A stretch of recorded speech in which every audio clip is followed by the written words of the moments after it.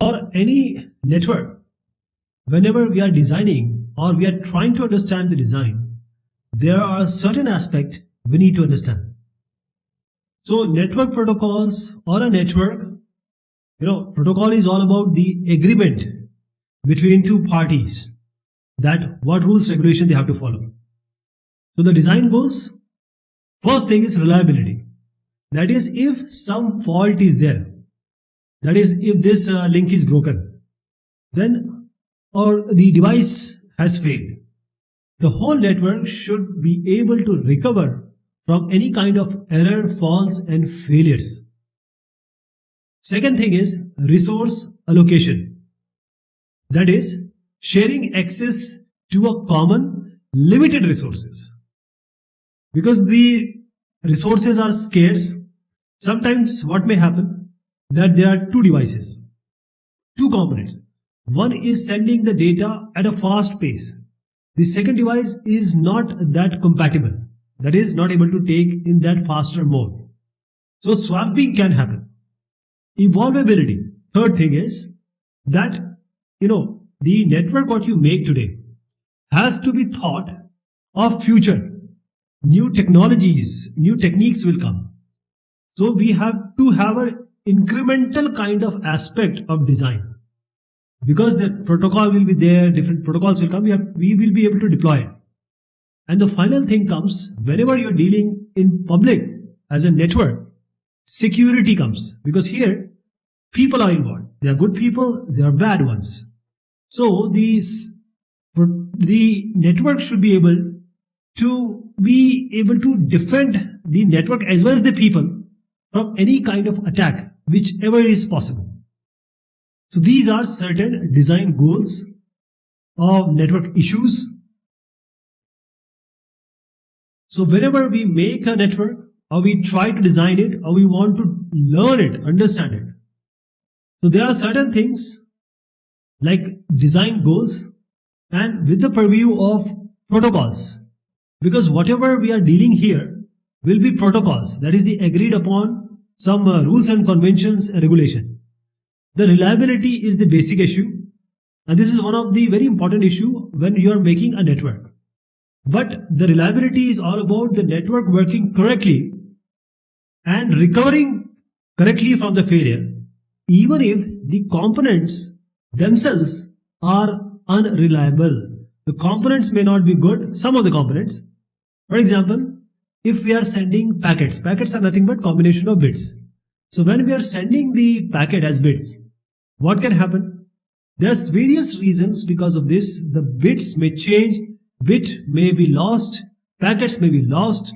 So the possibility is that there can be some electrical noise. There can be some random wireless signals because there are plenty around. There may be some hardware flaw or failure. Even the software can remove the bit or change the bit. So how do we fix?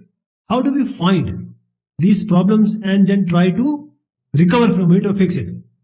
So there are two things you have to know about this. One is the error detection. One is the error correction. So these are two techniques. Error detection and correction techniques. Here we have parity codes, the checksum technique, the cyclic redundancy code, CRC we call it, and the Hamming code. So we are going to discuss all these, but for now, error detection is all about detecting the error. For example, you are sending 1011 and you got 1001. So this bit is wrong. So detection of this bit is error detection. But if you want 1011, then changing the third bit to 1, that is making it actual 1011, is the error correction. So error correction involves error detection and error correction both. So all these methods, we have to add certain redundant information. That is the actual data along with the bits so that that bit can be used for finding the errors. For example, checksum. Checksum is nothing but the XOR of all the bits. So this can be used at the destination end. There is one more issues which comes under reliability only, is how to find a path through a network. Because network means multiple paths. There will be numerous paths. how does the packet go from one place to another. So these multiple paths between the one point to another, there may be possibility that some link or routers or even the machines are broken. So the network should automatically take decision based on certain algorithm that is called as routing. Routing is all about sending the data from one place to another properly. So we have routing algorithm. It can be adaptive algorithms, non-adaptive algorithms.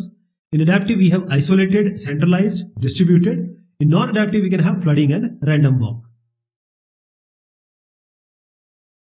So whenever we are dealing with network, in the design issues, resource allocation is even a greater issue.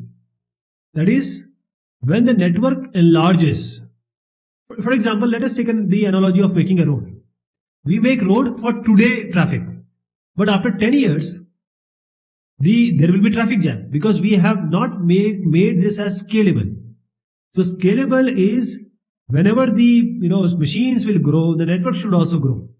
The host will grow. So the people, when they increase, when the systems increase, there will be demand. So one of the way of doing this is statistical multiplexing. So this is the way of solving it. It is based on statistics of demand. Whoever wants it, just give them for certain time. That is, you see this design. This is a kind of T1, T2, T1, T2, T3. This is a round robin. Proper timing is given for every 3 machine. Okay. So this design here in statistical multiplexing, we provide or assign the bandwidth dynamically. That is, we are assigning T1, not like this, T1, T2, T3. We are not doing, when T1 is wanting, then we assign it to T1. It may happen that T2 doesn't require it. Then T3 requires it, we give it to T3. So we are not assigning it permanently, but on the basis of the demand. Okay. So basically short-term needs are catered. One more thing in the resource allocation is flow control. Because the packet is going from one place to another, one point to another, one node to another. Now, what happens if certain in a road, some accident happens. We have seen in the countries that because of this kind of traffic jam and accident, people were in jam for days. So flow control is when one sender is sending some data, some packet, and it is sending with full force. That is, maybe the throughput and the bandwidth is higher. But what about the other end? The other end which is receiving it, it may be swamped, it may be flooded, it will be overwhelmed by the number of packets. Congestion. When we have too many computers, too many nodes, or too many machines that are sending the traffic, and the network is not ready or made such that it can deliver them all. For example, for a railway reservation, for example in India, IRCTC at 11 o'clock for second class, at 12 for the air conditioned class. Previously, 4 or 5 years back, it was at 10 o'clock for both the classes. At 10 o'clock, the IRCTC website, it is a miracle if you get through it. So that is an example of congestion.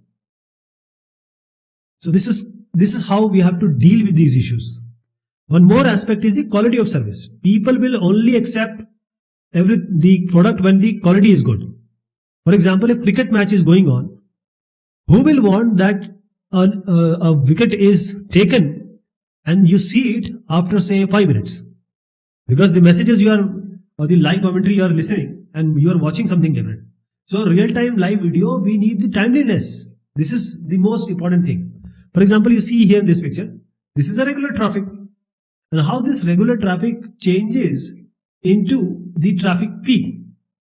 This is how the things have changed. So here we have flow control, congestion, and even the quality of service is involved.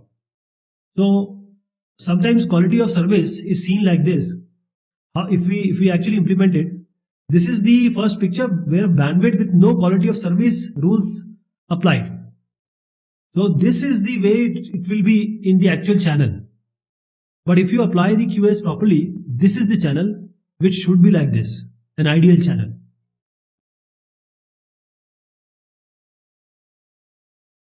Evolvability. So whenever we are dealing with the design issues of networks and the protocols, when the network grows, there will be different technologies, design, everything will come. When 1G came, nobody have thought that we will be dealing with 5G. We were talking about kbps that time. Now we are talking only about gbps. So all these technologies and different things are coming. So in order to support all these, what is the if you have a big problem, how do you work with it? You try to solve it one by one, piece by piece, and you don't want to give the implementation also exposed. So the best way is to protocol layering. That is, divide the network configuration or work into different layers. So there are so many machines. There are thousands and millions of machines. So how to know about them? The idea is we have the naming service, DNS, domain name server, addressing technique, the IP addresses, all are there. So each layer needs a mechanism to identify the sender and receiver. There is one more thing. When you are sending the packet is not sent like that. Some layer has to break it. There may be some limitation on the network also. So the disassembling, transmitting and reassembling has to be done. For example, this data packet 1 is going, we have divided it into 3. Packet 2 is going like this. Packet 3 is going like this. Okay. So this is the first part, is disassembling, transmitting, and finally they have to be reassembled also. In the similar manner, the way they are sent. So this whole criteria or the concept is known as internetworking. But there are certain issues, there are certain challenges, because there are different network technologies. Some of them will not preserve the order. For example, this is 1, 2, 3. It may be, you may be getting 3, 1, 2. You don't know the sequence number. You have to have a sequence number. And every network has a limited size. There has to be known that this message, say 1 MB, for example, I'm just taking an example. The network can only send 500 KB. So you have to divide this 1 MB into 2 500 KBs. And even more, because you have to add headers, etc. One more issue is security. In the network, whenever we are saying there are thousands and millions of machines, nodes, etc. So there are chances that there are people who are not good. They will pose threats, different kind of threats. So the security is a very important aspect. For example, eavesdropping. This confidentiality deals with these kind of problems. That is, if two people are talking, why the third person has to listen? Right? There has to be some criteria or stoppage to any hacker or eavesdropper to learn what you're sending and what the other person is receiving. There has to be authentication. You have to prove that what you are. That is, prevent someone from impersonating someone else. So there has to be proper procedure and process of authentication and even authorization. For example, how do you know fake banking website from real one? I'll give you an example. That phishing attack and this fake banking, whenever you open the website, for example, say a bank, ICICI. So when you open this, you will see that first web screen will be like ICI. You will enter the username, password, and it will show you that you have entered the wrong password and these credentials. And this screen will go, and actual screen will come there. Now the username, password you have entered earlier, that will be taken by the attacker. Okay. There are other issues like there are examples also that cellular network, who is actually using the phone, the call is legitimate or not. One more thing comes here is integrity. That is, whether the message what has been sent is what is being received. That is, for example, if you are sending or debiting $100, it should not be altered to debiting say $1,000. The solution is cryptography. Cryptography is encrypting, decrypting and changing your data so that other person cannot read. I'll give you an idea. If you want to send AB and you want the destination to get AB, you can not send it as AB. You have to send it like XY. This is encryption, and the other part on the destination machine will be decryption. When you combine this encryption, decryption, it will be cryptography. There are various cryptographic techniques available.